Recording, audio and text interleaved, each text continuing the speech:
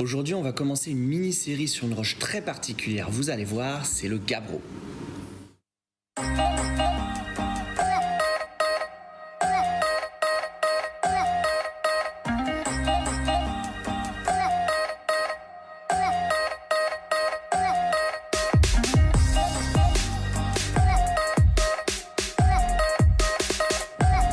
Alors maintenant, vous en avez l'habitude, on va d'abord s'intéresser à la texture de cette roche. À l'œil nu, on observe que les minéraux du gabbro sont tous jointifs. La texture est donc grenue et traduit un refroidissement lent en profondeur. En effet, je vous rappelle que le gabbro se forme au niveau de l'axe de la dorsale.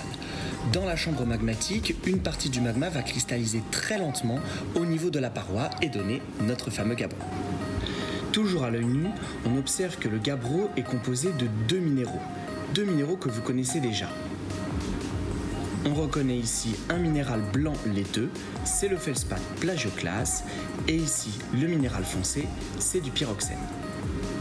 Allez, je sors le microscope polarisant et on va aller observer cette petite merveille d'un peu plus près. Rien qu'en lumière polarisée non analysée, on arrive déjà à discerner nos deux minéraux. Mais quand on passe en lumière polarisée et analysée, c'est quand même bien plus sympa. La texture grenue est aussi observable au microscope. Tous les minéraux sont jointifs. Les pyroxènes ont comme d'habitude une teinte qui va de l'orangé vers le marron et les feldspaths plagioclase forment des baguettes blanches et noires, un peu comme des codes-barres. Donc pour résumer, notre gabbro est une roche magmatique plutonique qui est issue de la refroidissement très lent d'un magma en profondeur. Ce magma ne provient pas de n'importe où, c'est celui qui se trouve au niveau de l'axe de la dorsale.